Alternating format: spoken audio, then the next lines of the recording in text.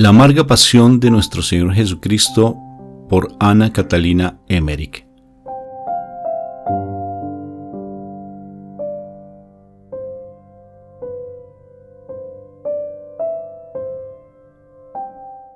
Antes de empezar este relato, yo te invito a que me acompañes a hacer oración, para que no sea simplemente algo por curiosidad, sino que sea todo un proceso de transformación para nuestra vida, porque ver el dolor de nuestro Señor Jesucristo en el huerto de los olivos es un misterio tan hermoso que nos va a llevar realmente a un proceso de conversión plena y a descubrir cómo a través de ese sufrimiento Él llevó a nuestro pecado y cómo de verdad debemos estar buscando constantemente nuestra santidad.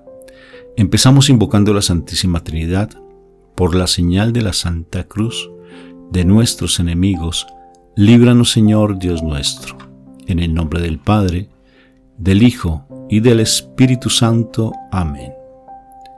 Padre Santo, te doy gracias por la posibilidad que tengo en este momento de poderme sumergir en un misterio tan hermoso como fue la dolorosa pasión de nuestro Señor Jesucristo en el huerto de los olivos. Sé que allí Él, cuando dice, si es de ti, aparta de mí esta copa, se refería a ese momento tan especial que Él estaba vivenciando, donde llevó completamente todo el pecado de la humanidad, incluyendo mi pecado. Por eso te suplico que abras mi entendimiento para que yo pueda plenamente asimilar todo lo que tú me vas a enseñar en este momento. Por eso hoy, dilo conmigo, tomo la decisión de entregarte a ti, Padre Santo, mi espíritu, mi alma y mi cuerpo, para que tú a través del Espíritu Santo, si lo permites, pueda yo entregarme plenamente a ti y que lo que me vas a mostrar y a enseñar sea un proceso de transformación de mi vida para ese camino de santidad que me va a llevar a ti. Gracias, Majestad Divina, por estar con nosotros. Espíritu Santo de amor, toma el control de este momento y haz de mí lo que tú quieras. Me entrego y me consagro a ti en este instante y gracias porque sé que voy a recibir plenamente tu enseñanza. Bendito y alabado seas por siempre, Padre eterno, por lo que me regalas. Amén, amén y amén.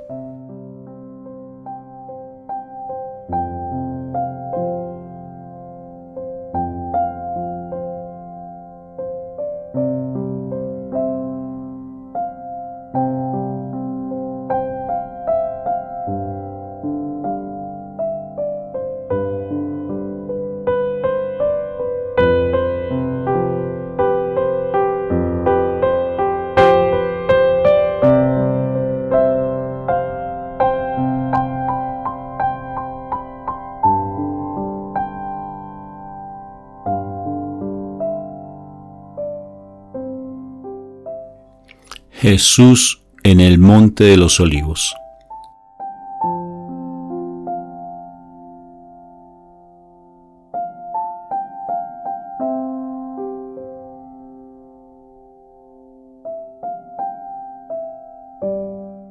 Cuando Jesús, después de instituir el Santísimo Sacramento de la Eucaristía, salió del cenáculo acompañado de los 11 apóstoles, su alma estaba profundamente turbada y su tristeza iba en aumento. Llevó a los 11 por un sendero apartado en el valle de Josafat. Cuando abandonaron la casa, yo vi la luna, aún no del todo llena, levantarse sobre la montaña. Caminando con ellos por el valle, nuestro Señor les decía que Él volvería de nuevo a juzgar al mundo y que en ese momento los hombres se echarían a temblar y gritarían: montañas, cúbranos.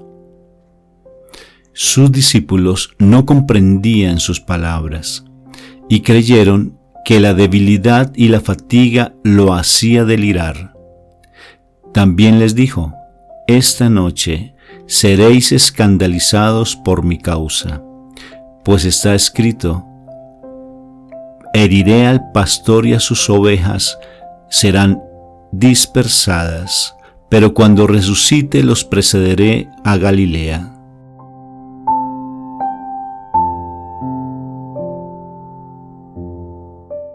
Los apóstoles conservaban aún algo del entusiasmo y la devoción que les había transmitido la Santa Eucaristía y las palabras solemnes y afectuosas de Jesús. Se acercaban a él y le expresaban su amor de diferentes maneras, diciendo que jamás lo abandonarían. Pero Jesús continuaba hablándoles del mismo modo. Pedro dijo: aunque todos se escandalizaran por tu causa, yo jamás me escandalizaré. El Señor le recordó su profecía de que antes de que el gallo cantara, lo negaría 3 veces. Pero Pedro siguió insistiendo: aunque tuviese que morir contigo, nunca te negaría. Los demás decían lo mismo. Iban caminando y parándose alternativamente mientras hablaban. Pero la tristeza de Jesús seguía incrementándose. Los apóstoles intentaban consolarlo con argumentos humanos, asegurándole que lo que preveía no sucedería. Se fueron cansando de estos vanos esfuerzos, vinieron las dudas y los asedió la tentación.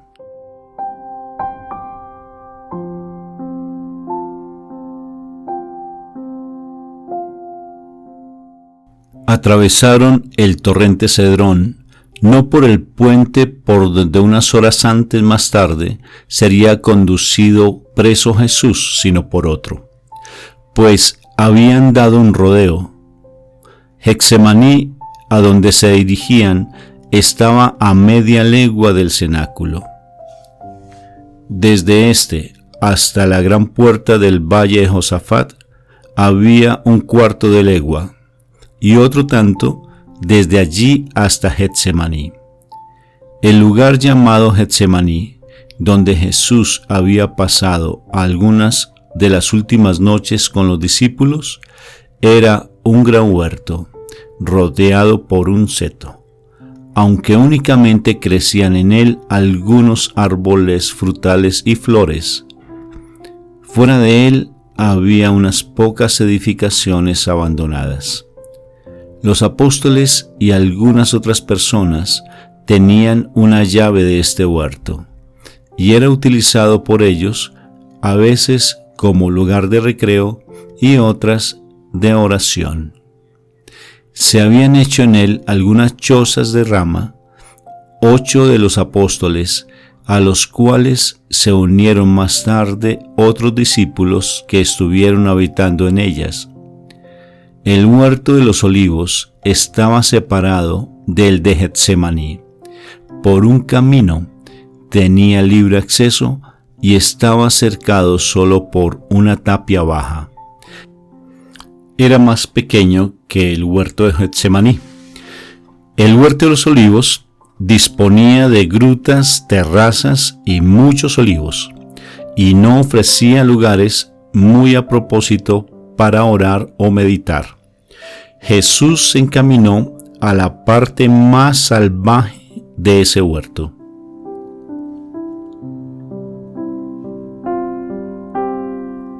Eran poco más de las 9 cuando Jesús llegó a Getsemaní con sus discípulos.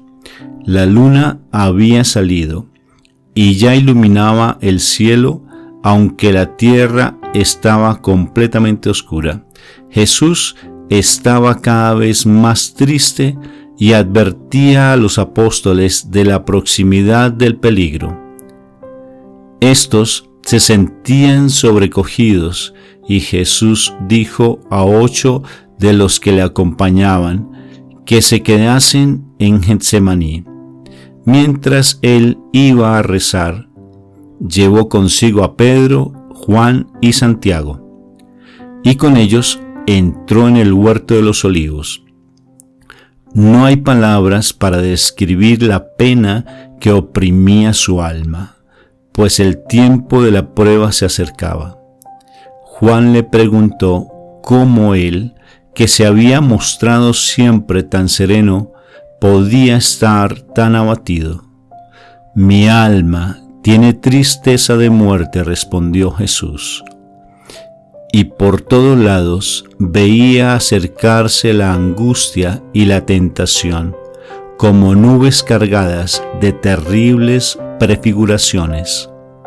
Entonces les dijo a los 3 apóstoles: quédense aquí y velen conmigo. Recemos para no caer en la tentación. Jesús bajó unos pocos escalones hacia la izquierda y se ocultó bajo un peñasco, en una gruta de 6 pies de profundidad, encima de la cual los apóstoles se acomodaban en una especie de hoyo. El terreno se inclinaba ligeramente y las plantas que habían crecido sobre el peñasco de la gruta formaban una especie de cortina a la entrada, de modo que no podía ser visto. Cuando Jesús dejó a sus discípulos, yo vi a su alrededor un círculo de figuras horrendas que se le acercaban cada vez más. Sintiendo tristeza y la angustia de su alma en aumento, temblando, penetró en la gruta para orar, como un hombre que busca abrigo de la tempestad. Pero las horribles visiones lo seguían y era cada vez más vívida. Aquella estrecha caverna podía contener el espantoso espectáculo de todos los pecados cometidos desde la caída de Adán hasta el fin del mundo, y el castigo a todos ellos destinado. A ese mismo sitio, al monte de los Olivos, habían ido Adán y Eva tras haber sido expulsados del paraíso, y en esta misma gruta habían gemido y llorado.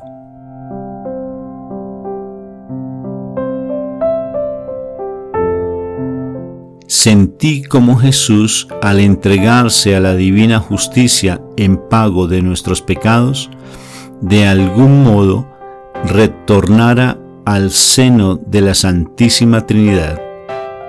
Así, concentrado todo él en su pura, amante e inocente humanidad, armado solo de la fuerza de su amor inefable, la sacrificaba a las angustias y padecimientos.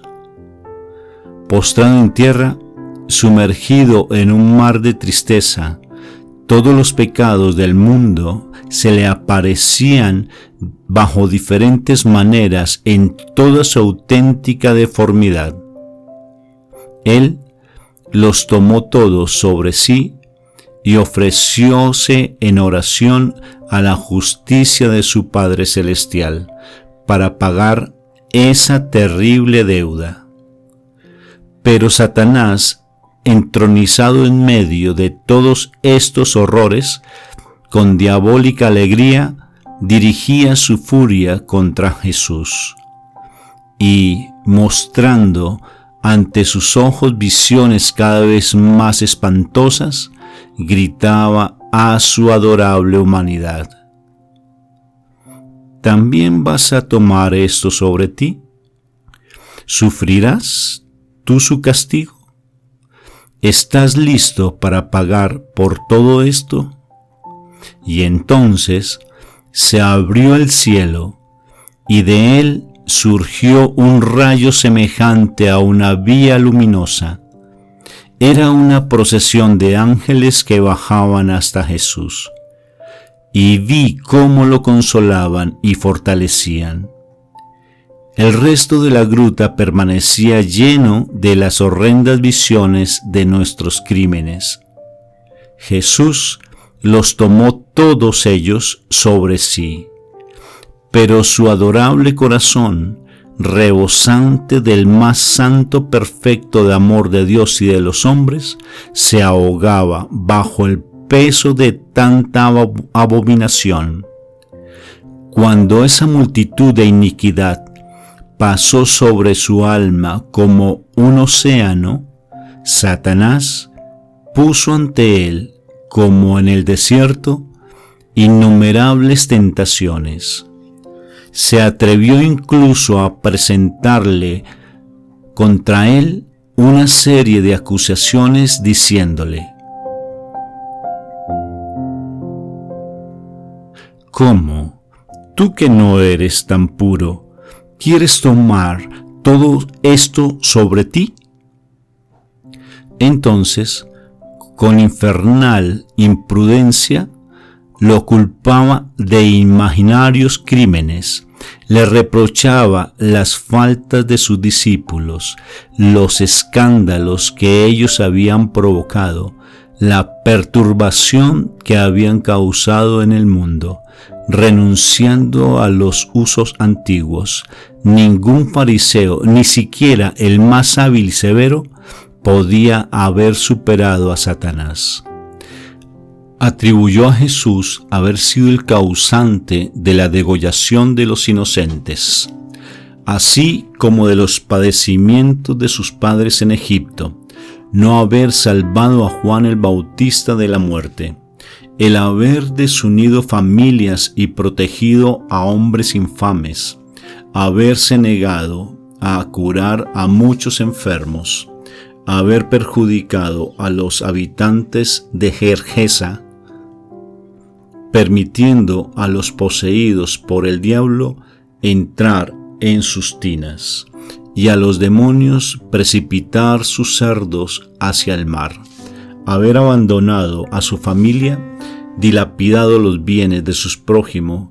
En una palabra, Satanás presentó ante Jesús para turbarlo todo lo que en el momento de la muerte hubiese reprochado a un hombre cualquiera, que hubiese llevado a cabo todas esas acciones sin un motivo superior, pues no mencionaba que Jesús fuese el Hijo de Dios, y lo tentaba solo como si fuese el más justo de los hombres.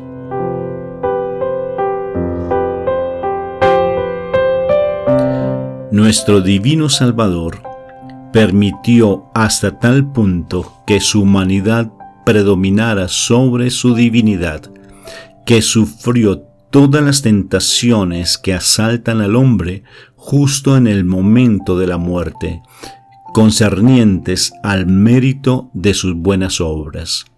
Para apurar el cáliz de su agonía, permitió que aquel mal espíritu tentara su sagrada humanidad como podría haber tentado a un hombre que quisiese atribuir a sus buenas obras un valor por sí mismas, por encima del que pueda tener por los méritos de Jesús. No hubo ninguna de sus acciones que no estuviese enmarcada en una acusación, y entre otras cosas le reprochó a Jesús haberse gastado el valor de la propiedad de María Magdalena en Magdalum que él había recibido de Lázaro.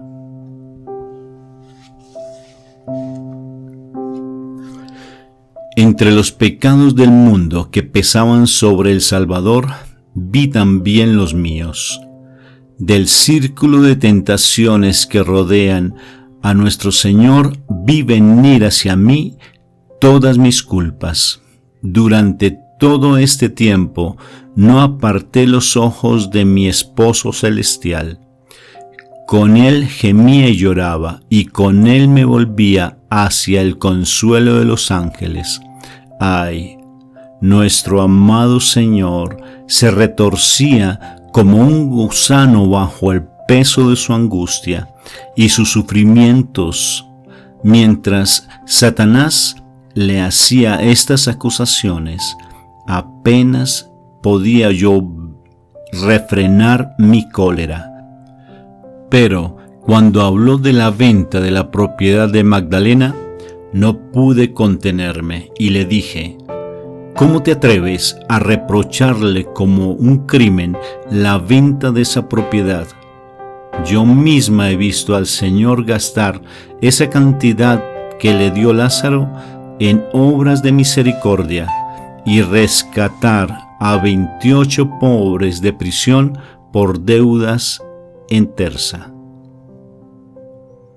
Al principio, Jesús estaba arrodillado y oraba con serenidad. Pero después su alma se horrorizó ante los innumerables crímenes de los hombres y su ingratitud para con Dios. Sintió un dolor tan vehemente que temblando exclamó: Padre mío, si es posible, aleja de mí este cáliz. Padre mío, omnipotente, aleja de mí este cáliz. Pero tras un momento añadió: hágase vuestra voluntad, no la mía. Su voluntad era una con la del Padre, pero abrumado por el peso de su naturaleza mortal, temía la muerte.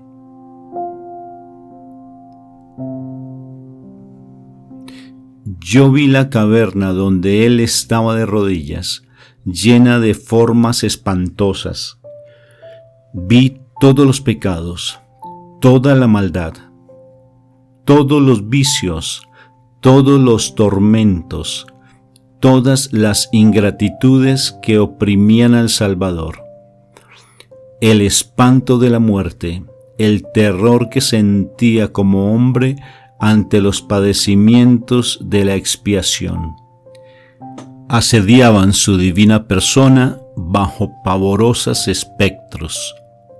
Sus rodillas vacilaban, juntaba las manos, su cuerpo estaba inundado de sudor y el horror lo hacía estremecer. Por fin se levantó. Las rodillas le temblaban tanto que apenas podía sostenerlo. Estaba pálido. Su fisonomía estaba completamente trastornada. Lívido los labios y erizados los cabellos.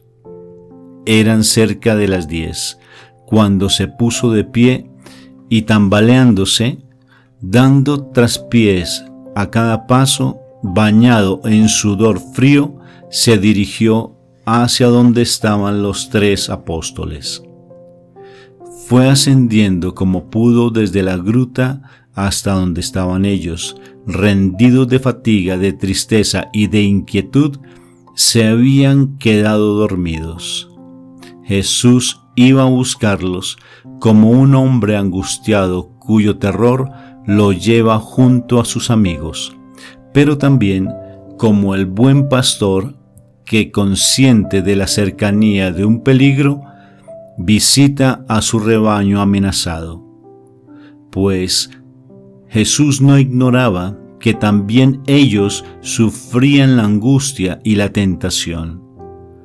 Las visiones horribles lo acompañaban también en ese corto tramo. Al llegar, hallándolos dormidos, juntó las manos, cayó de rodillas junto a ellos y, lleno de tristeza e inquietud, le dijo: Simón, ¿duermes? Despertándose al punto, se levantaron, y Jesús les dijo en su desolación: ¿ni siquiera una hora podían velar conmigo? Cuando lo vieron de aquel modo, descompuesto, pálido, tembloroso y empapado en sudor, y oyeron su voz alterada y casi inaudible, no supieron qué pensar.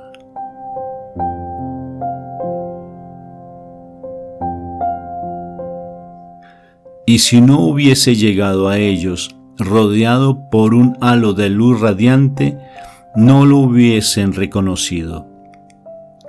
Juan le dijo: Maestro, ¿Qué pasa? ¿Debo llamar a los otros discípulos? ¿Debemos huir?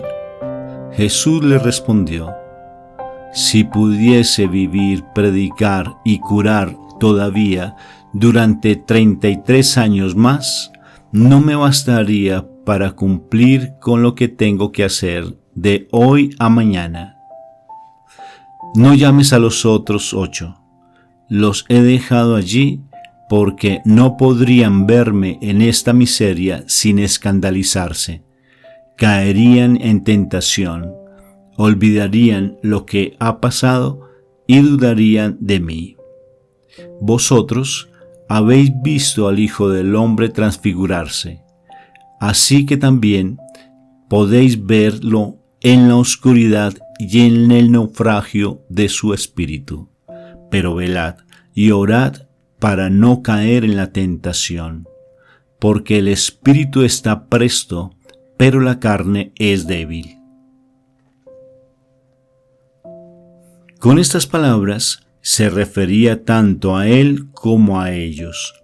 Quería así exhortarlos a la perseverancia y a advertirles del combate que su naturaleza humana iba a librar contra la muerte, y también de la causa de sus debilidades. En su tristeza les habló de muchas cosas y pasó casi un cuarto de hora con ellos. Después se volvió Jesús a la gruta, con su angustia siempre en aumento, mientras sus discípulos tendían las manos hacia él, lloraban, se abrazaban unos a otros y se preguntaban: ¿qué tiene? ¿Qué le ha sucedido? Parece hallarse en la más completa desolación. Se cubrieron la cabeza y empezaron a orar, llenos de ansiedad y de tristeza. Desde que Jesús entró en el huerto de los olivos, había transcurrido cerca de 1 hora y media. En efecto, como dicen las Escrituras, ni siquiera habéis podido velar conmigo 1 hora.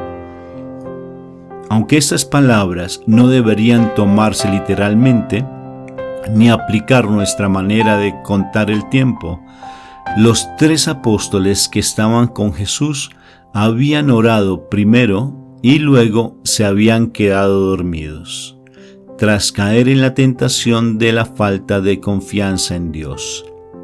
Los otros 8, que habían permanecido fuera del huerto, no dormían.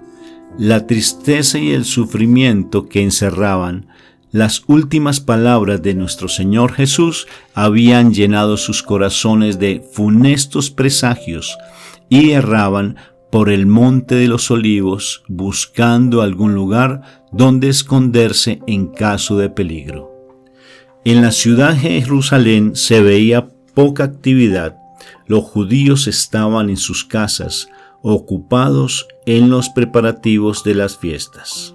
Pero pude ver aquí y allí a amigos y discípulos de Jesús que caminaban juntos, ansiosos, conversando en susurros, inquietos, como si estuviesen inquietos esperando que aconteciese algo. La madre del Señor, Magdalena, Marta y María, hija de Cleofás, y María Salomé, habían ido desde el cenáculo hasta la casa de María, la madre de Marcos. María, que había oído lo que decían sobre Jesús, quiso ir a la ciudad con sus amigas para saber noticias suyas. Lázaro, Nicodemo, José de Arimatea y algunos parientes de Hebrón fueron a verla para intentar tranquilizarla.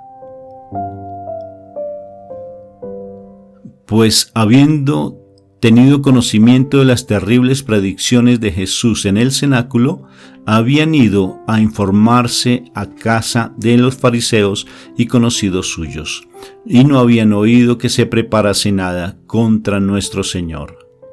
Desconocedor de la traición de Judas, le dijeron a María que el peligro no era muy grande, que no atacarían a Jesús tan cerca de las fiestas. las santas mujeres se volvieron a casa de María, madre de Marcos.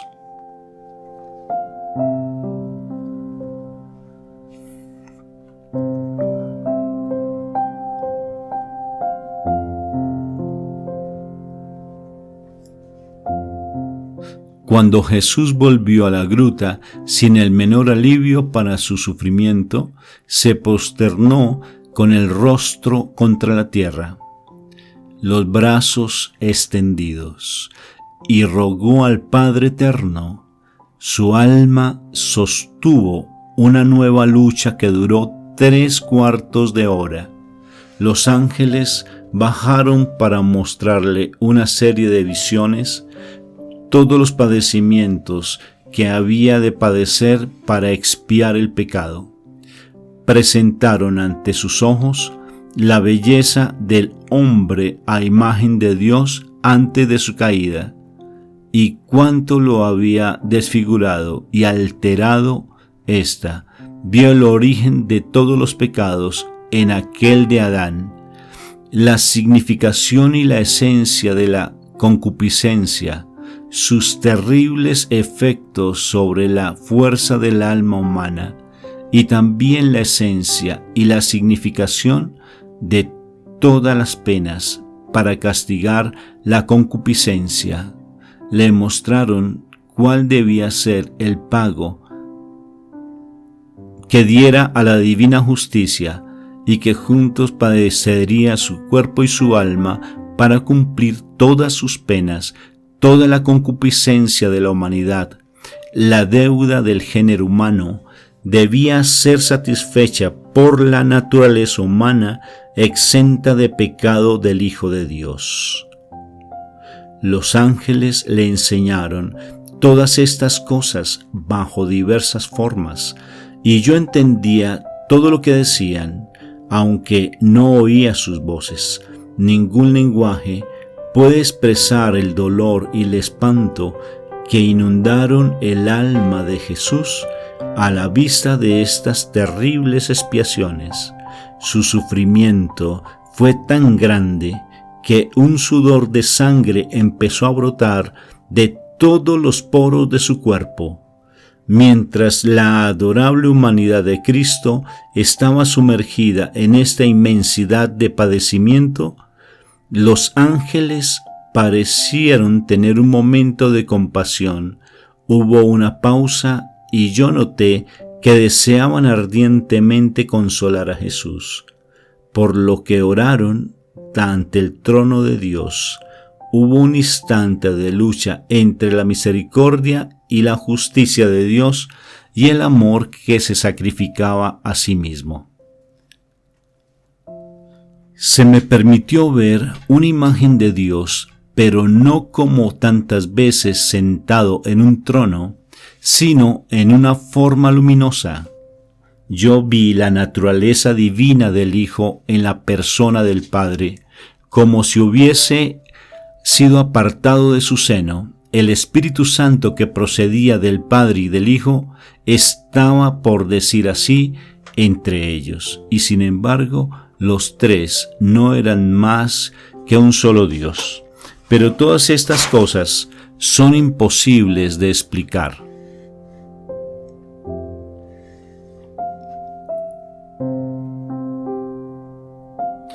Fue más bien una percepción interna que una visión con formas distintas.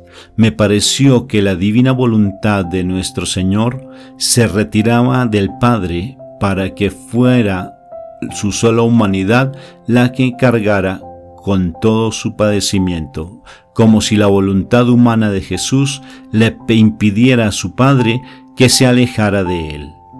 Vi todo esto a la vez que la compasión de los ángeles cuando desearon consolar a Jesús, y en efecto sintió en ese instante algún alivio.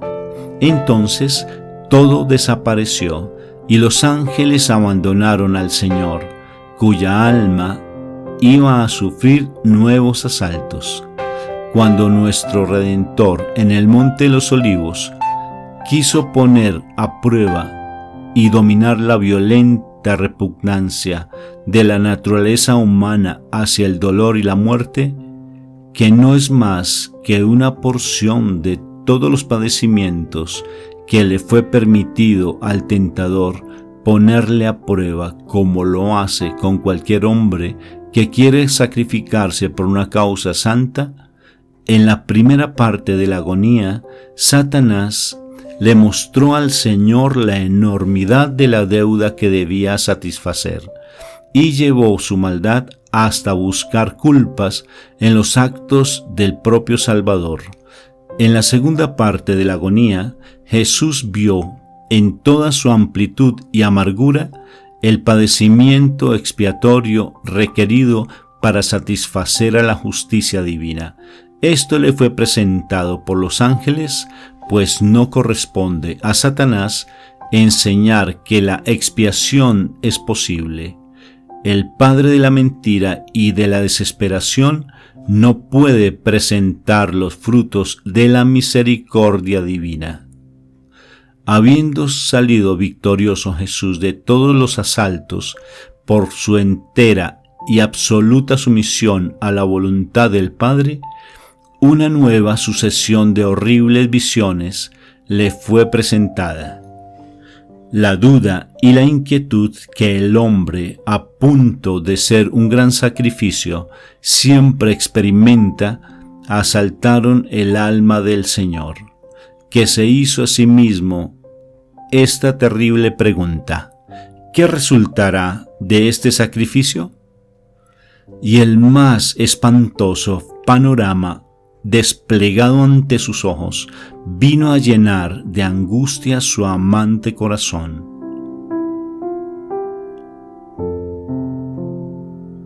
Cuando Dios creó al hombre, le mandó un sueño, abrió su costado y de una de sus costillas creó a Eva, su mujer, la madre de todos los vivos. Una vez creada, la condujo ante Adán y exclamó: «Esta es carne de mi carne y el hueso de mis huesos». El hombre abandonará a su padre y a su madre para unirse a su esposa y serán los dos en una sola carne. Ese fue el matrimonio del cual se ha escrito: «Este es un gran sacramento en Jesucristo y en su Iglesia».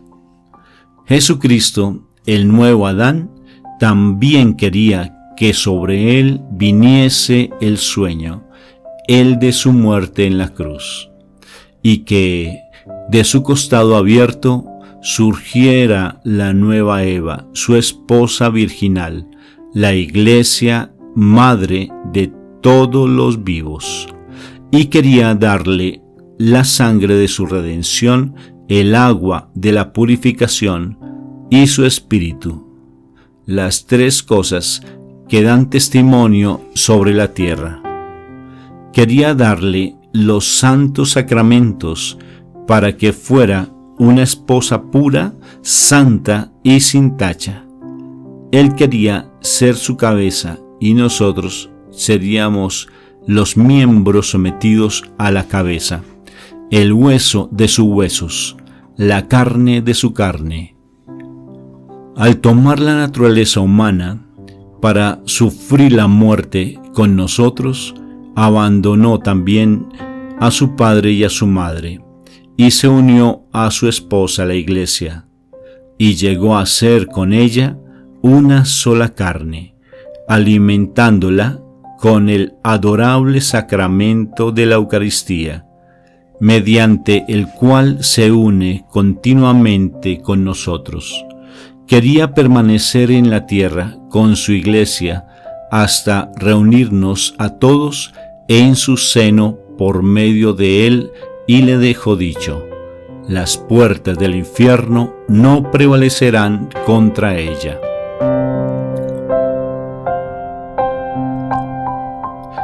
A fin de satisfacer su inexpresable amor hacia los pecadores, nuestro Señor se hizo hombre y hermano de esos mismos pecadores, para tomar sobre sí el castigo de todos sus crímenes.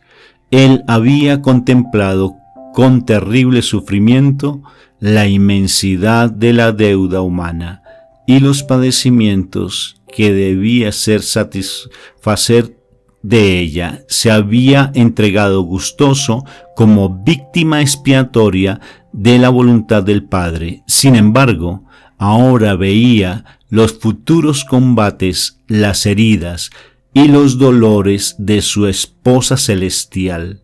Veía el fin, la ingratitud de los hombres.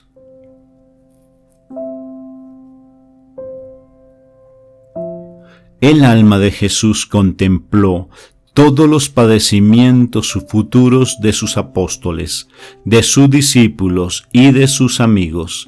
Vio la iglesia primitiva tan pequeña y luego, a medida que el número de seguidores se iba incrementando, vio llegar a las herejías y los cismas, la nueva caída del hombre por el orgullo y la desobediencia. Vio la ambición, la corrupción y la maldad de un número infinito de cristianos, la mentira y los engaños de todos los orgullosos doctores, los sacrilegios de tantas personas, sacerdotes viciosos, y las fatales consecuencias de todos estos pecados, la abominación y la desolación en el reino de Dios, en el santuario de la ingrata humanidad que Él quería redimir con su sangre, con el coste de indecibles sufrimientos. Nuestro Señor vio los escándalos de todos los siglos hasta nuestros días y hasta el fin de los tiempos. Todas las formas del error, del loco fanatismo y de la maldad se desplegaron ante sus ojos. Vio todos los apóstatas, todos los herejes, los pretendidos reformadores con apariencia de santidad, los corruptores y los corrompidos de todas las épocas, ultrajándolo y atormentándolo, como si a sus ojos no hubiera sido suficientemente crucificado o no hubiese sufrido como ellos entendían el sufrimiento o se lo imaginaban. Ante él, todos rajaban las vestiduras de su iglesia. Muchos lo maltrataban, lo insultaban y renegaban de él. Muchos, al oír su nombre, alzaban sus hombros y meneaban la cabeza en señal de desprecio. Rechazaban la mano que él les tendía y se volvían a sumergir en el abismo. Vio a innumerables hombres que no se atrevían a renegar de él abiertamente, pero que se alejaban con disgusto ante las plagas de su iglesia. Como el levita ignoró al pobre asaltado por los ladrones, se alejaban de su esposa herida, como hijos cobardes y sin fe, abandonan a su madre en mitad de la noche a la vista de los ladrones, a quienes su propia negligencia o su maldad ha abierto la puerta.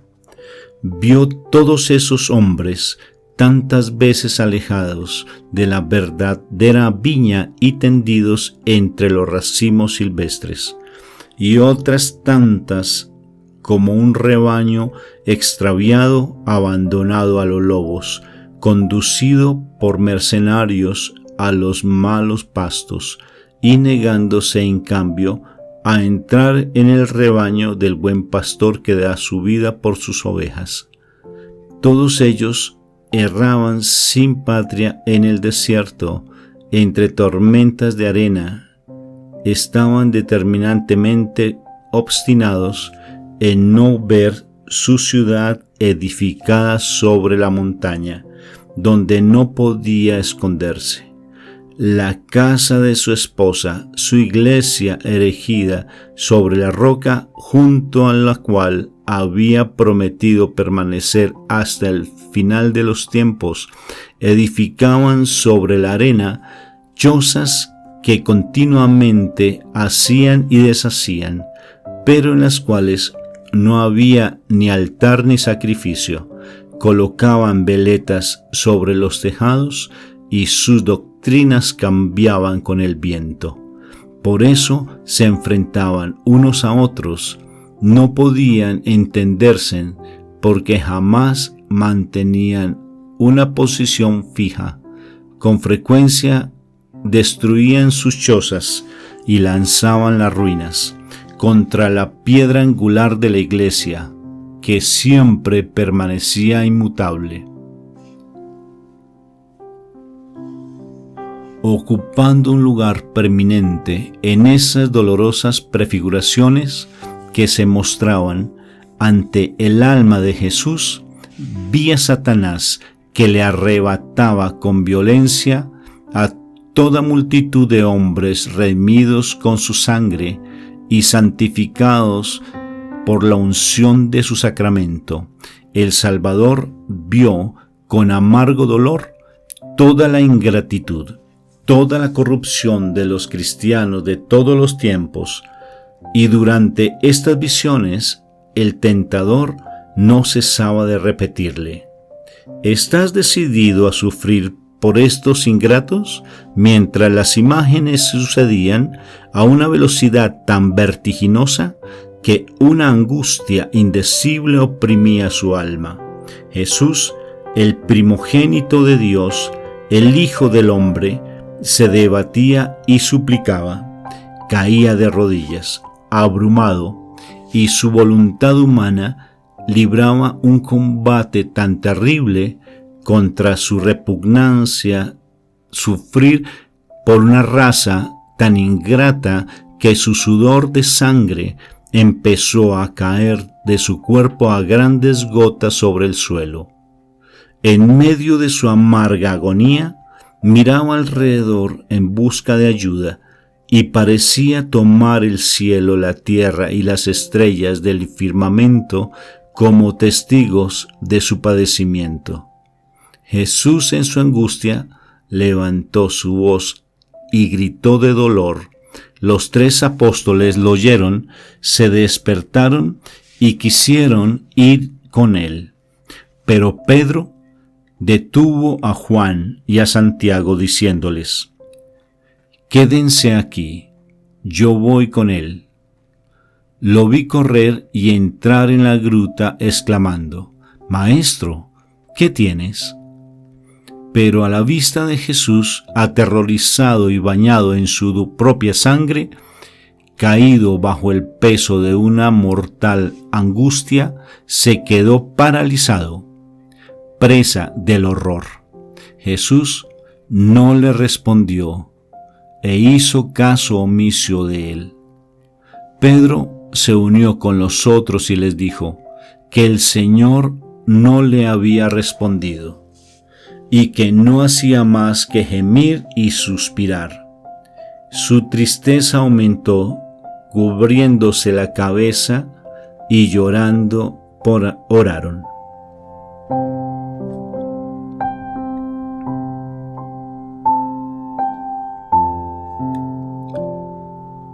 Yo volví junto a mi esposo celestial en su dolorosa agonía. Las imágenes de la futura ingratitud de los hombres y la deuda ante la justicia divina tomaba sobre sí era cada vez más vívida y terribles. Muchas veces le oí gritar: «Padre mío, ¿tengo que sufrir por esta raza tan ingrata? Oh Padre mío, si este cáliz no puede alejarse de mí, hágase vuestra voluntad y no la mía». En medio de estas apariciones, yo veía a Satanás moverse y adoptar varias formas actuales más horribles, que a su vez representaban diversas clases de pecados. A veces aparecía con el aspecto de una gigantesca figura negra. Otras era un tigre, un zorro, un lobo, un dragón o una serpiente. Estas y muchas otras figuras diabólicas empujaban, arrastraban ante los ojos de Jesús a toda esa multitud de hombres por cuya redención Él iba a emprender el doloroso camino de la cruz. En un momento dado, me pareció ver una serpiente que, en efecto, pronto apareció con una corona en la cabeza. El odioso reptil era gigantesco y conducía las innumerables legiones de los enemigos de Jesús en cada época y nación. Armados con toda clase de destructivas armas, los llenaban de improperios y maldiciones, le herían, le pegaban, atacaban al Salvador cada vez con renombrado rencor y rabia. Entonces supe que estos enemigos del Señor eran los que insultaban y ultrajaban a Jesús realmente presente en el Santísimo Sacramento del altar. Reconocí entre ellos todas las especies de profanaciones de la Sagrada Eucaristía. Vi con horror todas las irreverencias, las negligencias, la omisión, la indiferencia y la incredulidad, los abusos y los más espantosos sacrilegios, la adoración de ídolos, la oscuridad espiritual y el falso conocimiento y el fanatismo, el odio y la abierta persecución. Entre estos hombres había ciegos, paralíticos, sordos, mudos e incluso niños, ciegos que nunca verían la verdad, paralíticos que no avanzarían en su camino de la vida eterna, sordos que se negaban a oír las advertencias, mudos que nunca utilizarían la voz para defenderlo, y finalmente niños guiados por sus padres y maestros hacia el amor de las cosas materiales y el olvido de Dios. Estos últimos me apenaban especialmente porque Jesús amaba a los niños. Podría hablar un año entero y no acabaría de dar cuenta de las ofrendas sufridas por Jesús en el Santísimo Sacramento de la Eucaristía, a cuyo conocimiento llegué de esta manera. De resulta de esto, eran de tal magnitud mi horror y mi espanto, que se me apareció mi celestial esposo, y poniendo misericordiosamente la mano sobre el corazón me dijo: nadie hasta ahora había visto estas cosas, y si yo no te sostuviese, tu corazón se partiría de dolor. Vi las gotas de sangre cayéndose sobre la cara pálida de nuestro Señor.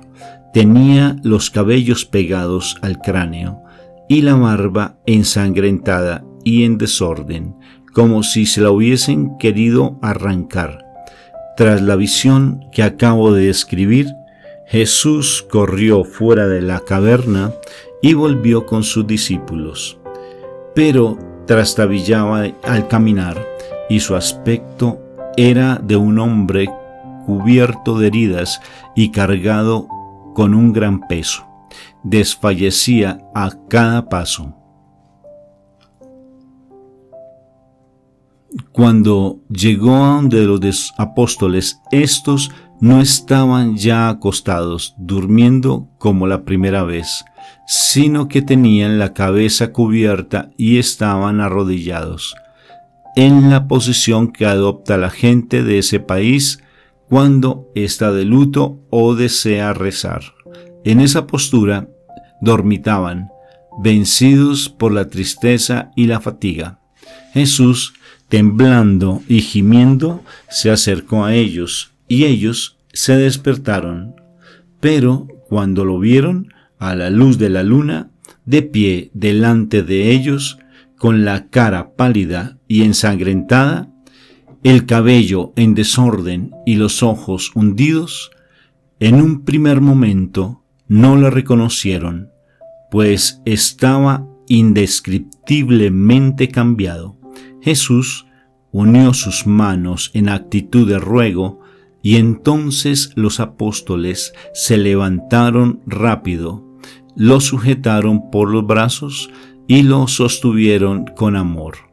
Nuestro Señor les dijo, con apenado acento, que al día siguiente lo matarían, que iban a prenderlo dentro de una hora y que lo llevarían ante un tribunal donde sería maltratado, azotado y condenado a la muerte más cruel.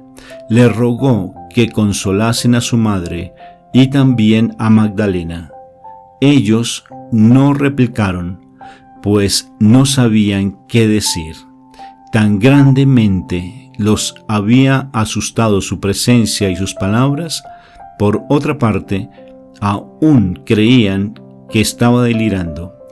Cuando quiso volver a la gruta, no tuvo fuerzas para caminar. Juan y Santiago tuvieron que llevarlo. Eran alrededor de las 11:15 cuando lo dejaron allí y volvieron con Pedro. Durante esta agonía de Jesús, vi a la Santísima Virgen destrozada por el dolor y la angustia de su alma en casa de María, la madre de Marcos.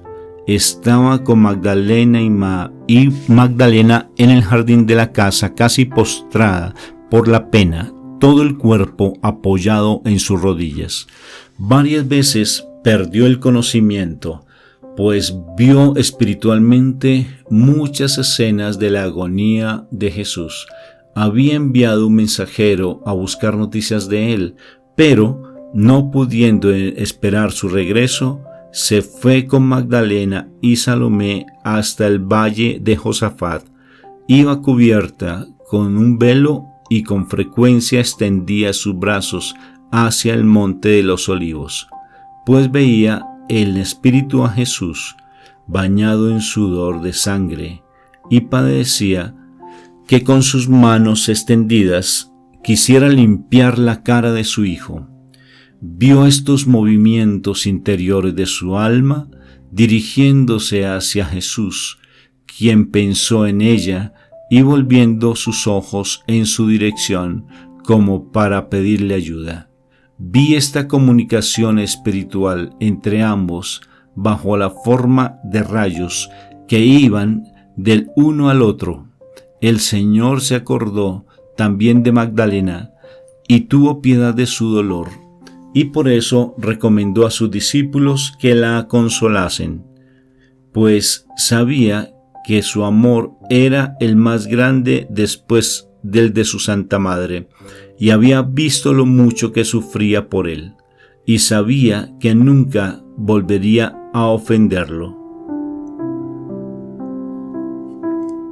En aquel momento, los 8 apóstoles fueron a la cabaña de ramas de Getsemaní, conversaron entre sí y acabaron por dormirse. Se sentían indecisos, desanimados y atormentados por la tentación. Todos ellos habían buscado un lugar donde refugiarse en caso de peligro y se preguntaban con inquietud: ¿qué haremos nosotros cuando lo hayan matado? Hemos dejado todo por seguirlo. Somos pobres y rechazados por todos. Nos hemos dedicado totalmente a su servicio y ahora él mismo está tan abatido y abandonado que no podemos encontrar en él ningún consuelo. El resto de los discípulos habían estado yendo de un lugar hacia otro, y habiendo oído algo de las espantosas profecías de Jesús, la mayoría de ellos se había retirado a Betfagé. Vi a Jesús orando todavía en la gruta, luchando contra la repugnancia a sufrir que sentía de su naturaleza humana, y abandonándose totalmente a la voluntad de su Padre. En ese momento, el abismo se abrió ante él y los primeros estadios del limbo se presentaron ante sus ojos.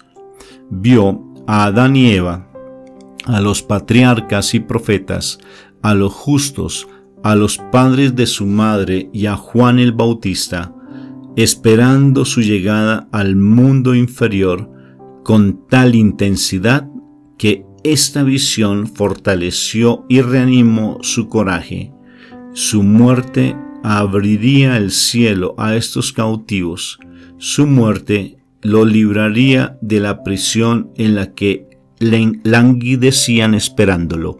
Cuando Jesús miró con tan profunda emoción a estos santos del mundo antiguo, los ángeles le presentaron todas las legiones de los bienaventurados de las edades futuras, que juntándose los esfuerzos a los méritos de su pasión, debían reunirse por mérito a él con el Padre Celestial. Era esta una visión bella y consoladora. La recíproca influencia ejercida mutuamente por todos estos santos, el modo en el que participaban de la fuente única, del Santísimo Sacramento y de la pasión del Señor, ofrecían un espectáculo emocionante y maravilloso. Nada en ello parecía casual. Sus obras, su martirio, sus victorias, su apariencia y sus vestidos, todo, y aunque bien diversos, se fundía en una armonía y unidad infinitas.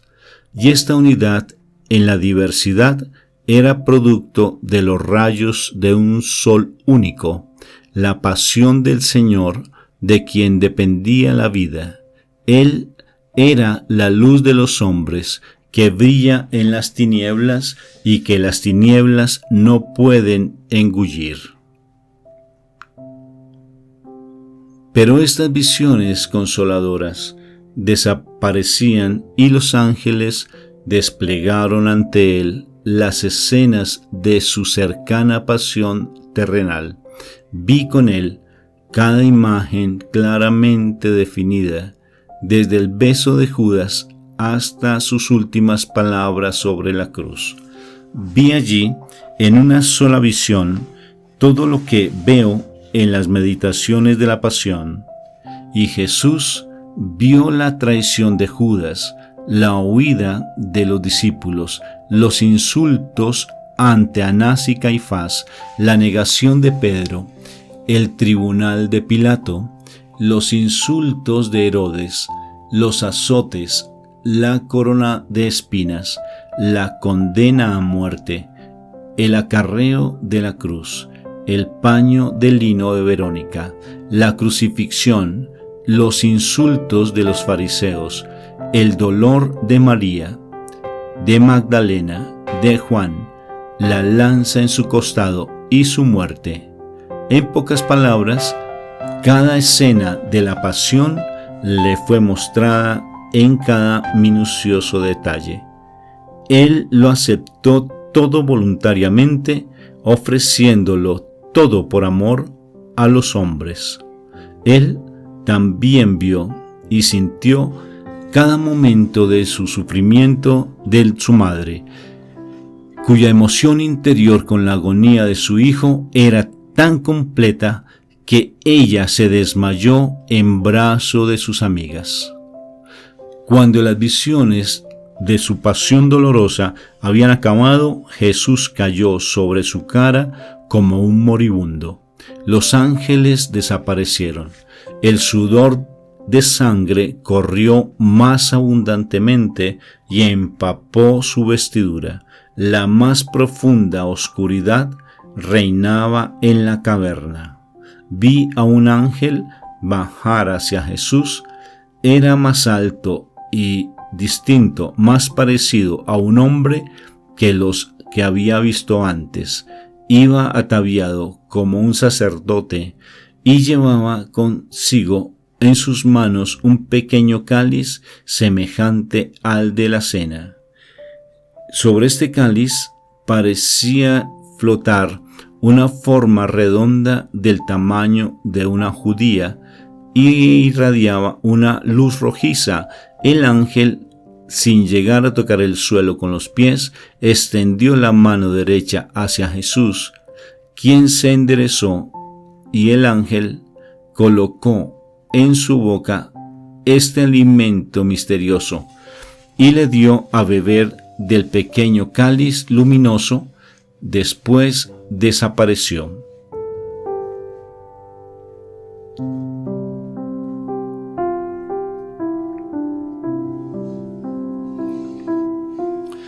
Tras haber aceptado Jesús libremente el cáliz de su padecimiento y haber recibido una fuerza nueva, permaneció todavía algunos minutos en la gruta, absorto en una tranquila meditación y dando gracias a su Padre Celestial. Sentía todavía una honda aflicción, pero había sido confortado hasta el punto de haber ido donde estaban los discípulos sin tropezar y sin sucumbir bajo el peso del dolor. Seguía estando pálido, pero su paso era firme y decidido. Se había limpiado la cara con un paño y recompuso su cabello, que le caían sobre la espalda, apelmazado y empapado de sangre. Cuando Jesús llegó junto a sus discípulos, estos estaban acostados como la primera vez, tenían la cabeza cubierta y dormían. Nuestro Señor les dijo que no era todavía tiempo de dormir, que debían despertarse y orar. He aquí que llega la hora en que el Hijo del Hombre será entregado en manos de los pecadores. Levantaos y vamos, el traidor está a punto de entregarme. Más le valdría no haber nacido. Los apóstoles se levantaron asustados, mirando alrededor con inquietud. Cuando se serenaron un poco, Pedro dijo con vehemencia: Maestro, voy a llamar a los demás, así te defenderemos.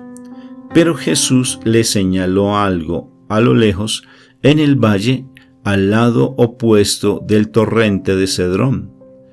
Una tropa de hombres armados se acercaban con antorchas, y Jesús les dijo que uno de esos hombres era quien le había denunciado. Les habló todavía con serenidad, los exhortó a consolar a su madre y les dijo: vayamos a su encuentro, me entregaré sin resistencia a mis enemigos. Entonces salió del huerto de los olivos con sus 3 discípulos y fue al encuentro de los soldados en el camino que quedaba entre el huerto y el Getsemaní. Cuando la Santísima Trinidad volvió en sí, entre los brazos de Magdalena y de Salomé, algunos discípulos que habían visto a los soldados acercándose, fueron a buscarla y la llevaron a casa de María, la madre de Marcos. Los soldados tomaron un camino más corto que el que había seguido Jesús al dejar el cenáculo. Las manos de Jesús quedaron impresas en la piedra de la gruta en la que estuvo orando. Esta gruta llegó a ser más adelante objeto de veneración, aunque no se sabe muy bien de cuándo son esas marcas. A menudo he visto impresiones en la roca dejados por los profetas del Antiguo Testamento, por Jesús, María, algunos de los apóstoles, el cuerpo de Santa Catalina de Alejandría en el monte Sinaí y por algunos otros santos. No suelen ser muy profundas, ni los contornos están claramente definidos. Parecen más bien las marcas que podía dejar la presión de algo sólido sobre una masa.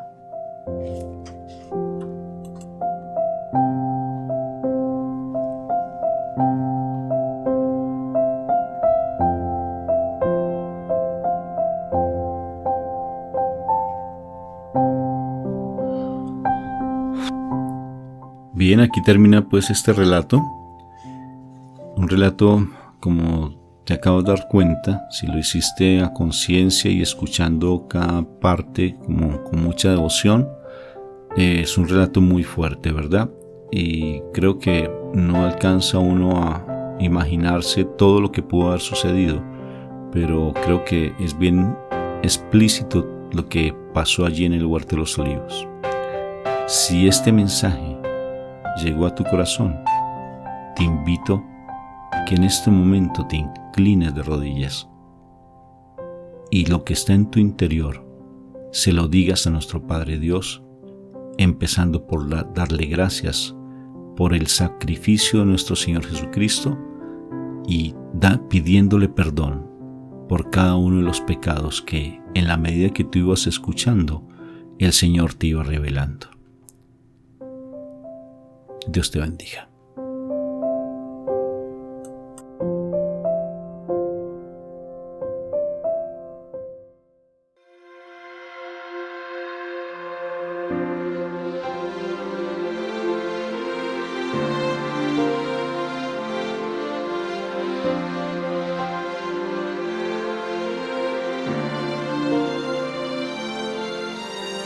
Toma el control de mi vida, Señor. Toma las llaves de mi corazón. Toma las riendas de mi razón. Lo necesito. Toma el control de mi vida, Señor. Toma las llaves de mi corazón. Toma las riendas de mi razón. Lo necesito. Mi fiel amigo, te necesito para vivir feliz, para llegar al fin y hasta para soñar. Te necesito para creer en mí, para confiar en ti y para perdonar. Te necesito.